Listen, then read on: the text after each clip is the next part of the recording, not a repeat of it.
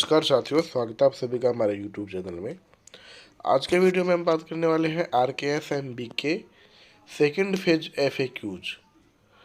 राजस्थान में शिक्षा के बढ़ते कदम द्वितीय चरण में अधिकतर शिक्षकों के द्वारा पूछे गए प्रश्न और उनका समाधान हम इस वीडियो में आपके लिए लेके आए हैं। तो आपको लगभग उन प्रश्नों का उत्तर मिल जाएगा जो आपके मन में यहाँ आते हैं। शुरुआत करते हैं वीडियो की। सबसे पहले विषय है RKS MB के ऐप का द्वितीय चरण। तो राजस्थान के शिक्षा में बढ़ते कदम क्या है? तो इसका उत्तर यहाँ है, कार्यक्रम की जो मूल अवधारणा है वो विद्यार्थी को कक्षा स्तर की दक्षता में सक्षम बनाना है। इसका जो मूल उद्देश्य है वो यही है। अगला प्रश्न है, इस ऐप का उद्देश्य क्या है? तो ऐप के द्वितीय चरण में शिक्षा क्षेत्र में पहली बार आर्टिफिशियल इंटेलिजेंस का उपयोग हम डाटा के आकलन को ऑटोमेटिकली डिजिटाइज कर पाएंगे। अक्टूबर माह में ऐप पर आकलन का अभ्यास चरण चलेगा, जिसमें शिक्षकों को फोन कैमरे से विद्यार्थियों के विशेष OCR उत्तर पत्र की फोटो क्लिक करके डाटा एंट्री करना सीखना है और नवंबर माह में आकलन चरण के लिए भी यही प्रक्रिया दोहराई जाएगी। उसके बाद में अगला प्रश्न यहाँ है कि मैं विद्यार्थी की डाटा प्रविष्टि कैसे करूँ? तो इसकी डाटा प्रविष्टि करने के लिए सबसे पहले आपको कक्षा सेक्शन और विषय चूज करना है, विद्यार्थी का नाम चूज करना है, उत्तर पत्रिका को फ्लैट सरफेस पर रखना है और उसकी फ़ोटो खींच के आपको अपलोड कर देना है। ये प्रक्रिया 2 सेकंड के भीतर कंप्लीट हो जाएगी और आपको सक्सेसफुल का जो मैसेज है वो आ जाएगा। अगला प्रश्न है यहाँ, OCR उत्तर पत्रक की फ़ोटो को सत्यापित करने पर स्क्रीन पर एरर मैसेज दिखा रहा है, तो मैं क्या करूँ? तो इसका उत्तर है, यदि OCR उत्तर पत्रक फ़ोटो स्पष्ट नहीं है, सबसे पहले तो ये बात है, आपने किसी दूसरे विषय के उत्तर पत्रक का फोटो गलती से अपलोड कर दिया है, ये भी हो सकता है। आपको स्क्रीन पर मैसेज एरर का दिखाएगा, आप पुनः सही उत्तर पत्रक की स्पष्ट फोटो अपलोड कर सकते हैं, ये समस्या समाधान हो जाएगा। अगला प्रश्न यहाँ है, मैं सिक्के कैसे कमा सकता हूँ या फिर कमा सकती हूँ? किसी कक्षा के एक विषय के सभी विद्यार्थियों की डाटा प्रविष्टि कंप्लीट करके आप हर बार 100 सिक्के कमा सकते हैं। यह सिक्के आपको नवंबर माह के आकलन चरण के लिए ही मिलेंगे। इस चरण में मेडल कौन से हैं? तो कक्षा पूर्ण मेडल यहाँ है, आकलन पूर्ण मेडल यहाँ है।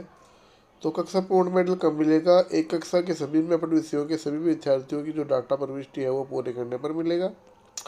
दूसरा जो आकलन पूर्ण मेडल है वो सभी मेबड कक्षा के सभी मेबड विषयों के जो सभी विद्यार्थियों की डाटा एंट्री है वो कंप्लीट करने पर आपको मिलेगा।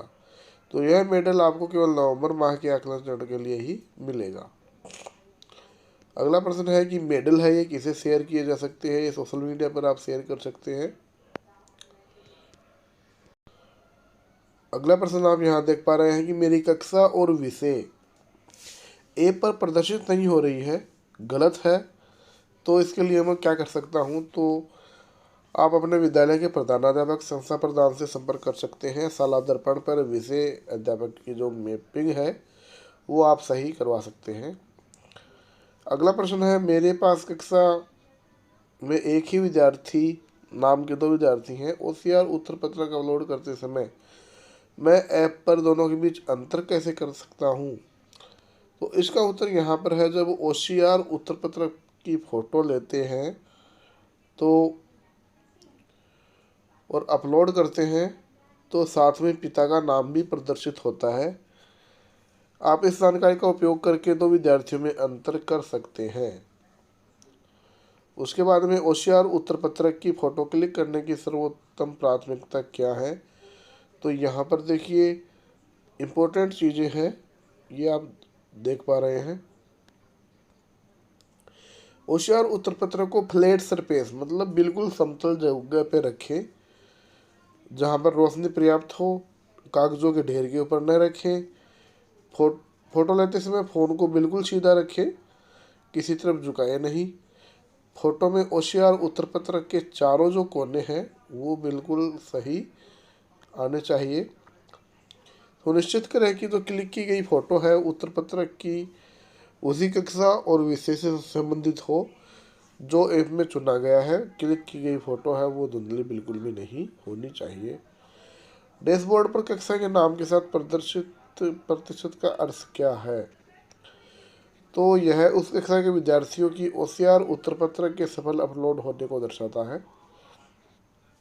उसके बाद में अगला प्रश्न यहाँ है, डिजिटल अचीवमेंट सर्टिफिकेट क्या है और मैं इसे कैसे प्राप्त कर सकता हूँ? तो यह आकलन की शुरुआत में उन शिक्षकों को प्रदान किया जाता है जिन्होंने RKS-MBK ऐप के पहले चरण के दौरान अधिक संख्या में सिक्के और मेडल अर्जित किए हैं। आप भी इसको सोशल मीडिया पर डाउनलोड कर साझा कर सकते हैं। अगला है, क्या मेरी मोबाइल गैलरी से होशियार उत्तर पत्रक अपलोड कर सकते हैं? तो इससे बिल्कुल हाँ, आप अपनी मोबाइल की जो गैलरी है उससे उत्तर पत्रक अपलोड कर सकते हैं। क्या मुझे मेरी होशियार उत्तर पत्रक की जांच करनी चाहिए फिर फ़ोटो लेनी चाहिए? तो इसमें सही बात ये रहेगी, आपको होशियार की जांच नहीं करनी है। होशियार की जांच करने के लिए अपना ऐप है और यहाँ जो छात्र होशियार उत्तर पत्रक में केवल छात्र की जानकारी और छात्रों द्वारा चिन्हित लिखी होनी चाहिए। अगला प्रश्न है, ऐप होशियार उत्तर पत्रक की फोटो अपलोड करने का प्रयास करते समय कैमरा या गैलरी की अनुमति मांग रहा है तो हमको क्या करना चाहिए? तो यहाँ पर कैमरा या गैलरी की जो अनुमति है वो हमको दे देनी चाहिए और अलाउ बटन पे क्लिक कर देना चाहिए। अगला प्रश्न यहाँ है, मैं अपने डैशबोर्ड पर डाटा प्रविष्टि बटन नहीं देख पा रहा हूँ तो मुझे क्या करना चाहिए? तो यहाँ डाटा प्रविष्टि बटन नहीं दिखेगा यदि आपने सभी विद्यार्थियों की डाटा है वो प्रविष्टि कंप्लीट कर ली है या फिर जो डाटा समय सीमा प्रविष्टि की जो समय सीमा है वो समाप्त हो गई है। उसके बाद में अगला प्रश्न है कि मेरे स्कूल में इंटरनेट नहीं है तो मैं क्या करूं? तो यहाँ पर देखिए बिल्कुल सिंपल सा प्रश्न है। आप होशियार उत्तर पत्रक है जो आप अपने साथ ले जा सकते हैं, जहाँ पर इंटरनेट हो वहाँ पर इनको अपलोड कर सकते हैं। कृपया ध्यान ये दें कि होशियार उत्तर पत्रक मुड़े नहीं, फटे नहीं, सावधानी पूर्वक इनको अपने साथ रखें।